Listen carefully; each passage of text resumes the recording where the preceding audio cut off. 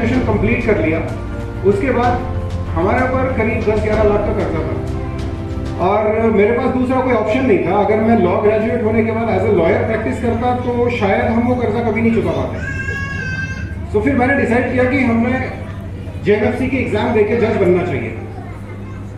तो जज बनने के लिए मैंने पहला अटेम्प्ट दिया और जो बंदा जिसको पूरी दुनिया ने लेबल कर रखा था कि ये अपनी लाइफ में कुछ नहीं कर पाएगा, मैं पहले अटेम्प्ट में जेएमएफसी की प्री एग्जामिनेशन पास हो गया था।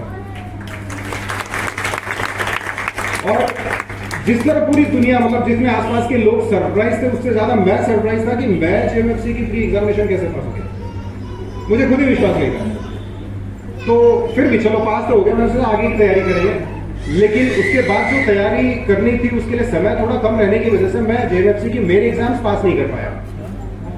फिर सोचा अगले साल फिर से ट्राई करेंगे और मैं पूरी तैयारी में था कि अगले साल क्लासेस वगैरह ज्वाइन करके मैं अच्छी तरह से पढ़ाई करूंगा और जज बन के ही लौटूंगा। लेकिन दुर्भाग्यवश अगले साल जेएमएफसी के लिए कोई डेट रिलीज नहीं हुई। वैकेंसी न होने की वजह से मैं जज नहीं बन पाया और उसी साल मैं एज बार्ड हो चुका था, जिसकी वजह से अब मैं जज नहीं बन सकता। अब मेरे पास दो ही रास्ते थे, या तो लॉयर बन के प्रैक्टिस करो या फिर दूसरा कुछ घर का बिजनेस संभालो। उस वक्त हमारे यहाँ 16 भैंसें थी। 16 भैंसों का गोबर उठाना, दूध निकालना, घास काटने, खेतों में जाना, ये सब मेरा डेली रूटीन हुआ करता है और इसके चलते लोगों को विश्वास नहीं था कि ये कुछ अपनी लाइफ में कर पाए।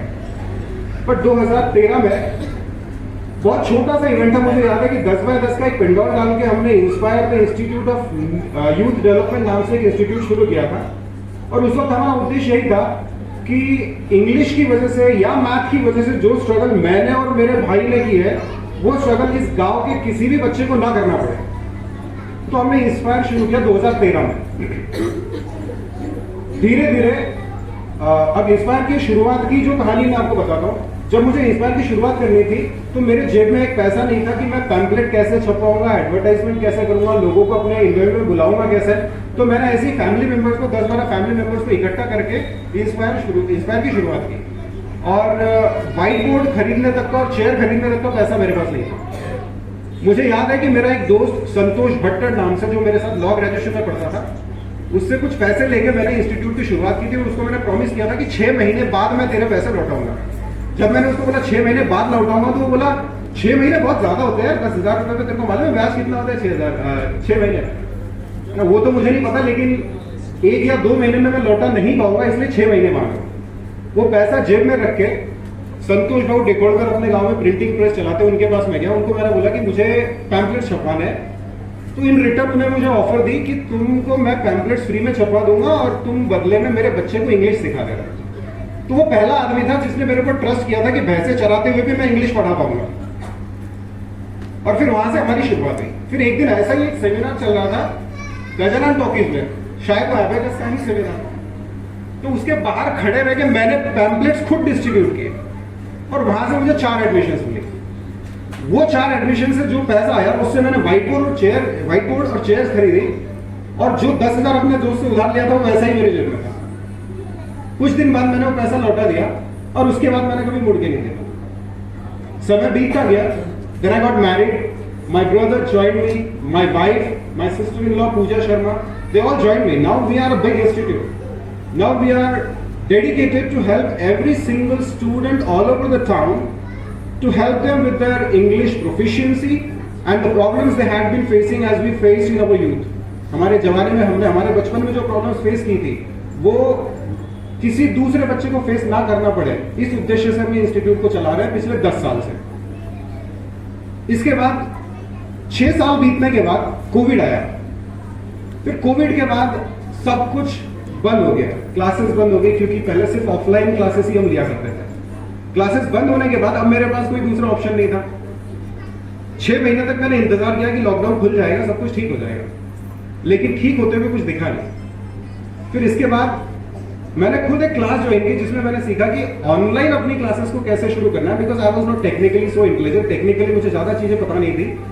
तो इंस्टाग्राम, यूट्यूब, सोशल मीडिया, इनका यूज करके कैसे इस इंस्टीट्यूट को ऑनलाइन हमें शुरू करना चाहिए और कैसे ऑनलाइन भी लोगों की मदद करनी चाहिए, इसका सोल्यूशन हमने ढूंढा। और लॉकडाउन के बाद हमने ऑनलाइन क्लासेस भी शुरू कर दी। अब ये हुआ कि जो लोगों को ये लगता था कि ये भैंसे चराने वाला इंग्लिश पढ़ा पाएगा क्या, उनको सबूत के तौर पे मेरे वीडियोस दिखने लगे कि यार ये बंदा तो सच में इंग्लिश बोलता है। फिर लोग चल कर आए कि हमको भी इंग्लिश सीखनी है। और इससे फायदा ये हुआ कि जो लोग छोटे गांव से थे, शेगांव से आसपास के बहुत सारे छोटे गांव के लोग थे जो हमारे घर तक ऑफलाइन आके क्लास नहीं कर पाते, उनको एक मौका मिला कि वो ऑनलाइन करें। और फिर आप देखिए कि गांव तो छोड़िए, अब नागपुर, पुणे, सोलापुर, सातारा, सांगली, मुंबई, इवन असम तक के स्टूडेंट्स हमारे पास ऑनलाइन इंग्लिश सीखने के लिए आते हैं। और फिर इसके बाद सागर सर का यूनिक मैथ्स एकेडमी हमने शुरू जब किया, उसके बाद में हमारा उद्देश्य ये था कि मैथ्स में मैं इतना ज्यादा कमजोर था कि शायद ही मैं किसी एग्जाम में पास हो पाया होगा मैथ्स की। मुझे खुद नहीं पता कि मैं 10th और 12th कैसे पास हुआ। और मुझे लगता है कि ऑलमोस्ट कोई भी स्टूडेंट अगर अपने लाइफ में कुछ भी करना चाहता है तो उसको ये 2 सब्जेक्ट्स पे कमांड होना बहुत जरूरी है, चाहे जो भी आप करना चाहते हो। बिकॉज अगर इंग्लिश नहीं आती तो स्कूल की पढ़ाई जो कुछ भी आप कर रहे हो समझ में नहीं आएगा। आपके पास डिग्रीज होगी, सर्टिफिकेट्स होंगे, लेकिन आप लाइफ में कुछ अचीव नहीं कर पाओगे, बिकॉज जो भी पढ़ाई आपने की थी वो सिर्फ रट्टा मार के पास किया हुआ रहेगा। इसके अलावा मैथ अगर नहीं आता तो बहुत सारे रास्ते आपके लिए बंद हो जाते हैं। तो मेरी वीकनेस थी मैथ और सागर की स्ट्रेंथ थी मैथ। मेरी वीकनेस थी मैथ और मेरा स्ट्रेंथ था इंग्लिश।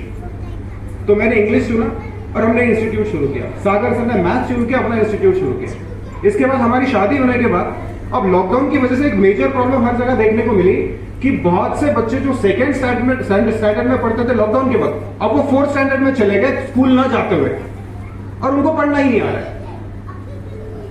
अब इंग्लिश तो सिखा देंगे लेकिन पढ़ना ही नहीं आता और लिखना ही नहीं आता, तो फिर इंग्लिश सिखाना भी हमारे लिए थोड़ा चैलेंजिंग हो गया।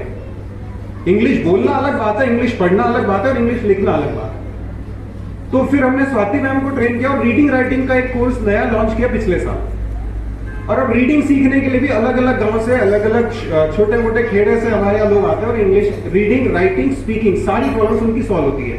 इसके अलावा मैथ्स को लेकर अगर किसी की प्रॉब्लम है तो वो सॉल्व करने के लिए सागर सर और उनकी वाइफ, अभी हमने पिछले साल, अभी कुछ महीनों पहले हमने एबेकस सिखाना शुरू किया है। और एबेकस के जरिए लोगों का जो डर है मैथ्स को लेकर, बच्चों का जो डर है वो दूर करने की हम कोशिश कर रहे हैं। ये सब करते हुए हमारा मिशन एक ही है कि आने वाले कुछ समय में शेगांव के अंदर, और इवन हम ऑनलाइन भी क्लासेस शुरू करना चाहते हैं, वैदिक मैथ्स पढ़ाना चाहते हैं, जिसकी वजह से शेगांव में और आसपास के शहरों में इवन ऑनलाइन क्लास भी हम लेना शुरू करेंगे, तो किसी को मैथ्स के चलते या इंग्लिश की कमजोरी के चलते कोई प्रॉब्लम फेस ना करना पड़े। ये हमारा उद्देश्य है। सो आपके सामने पूरी कहानी है, मैंने शॉर्ट में रखी है। अगर इससे अधिक आप जानना चाहते हो तो मुझे मौका दीजिए। अगली बार अगर हम कोई प्रोग्राम करते हैं तो आप सभी से रिक्वेस्ट है कि दोबारा इतनी ही संख्या में अवेलेबल रहिएगा, और बाकी की कहानी मैं आपको अगले स्पीच में सुनाऊंगा। Thank you very much for giving me this opportunity.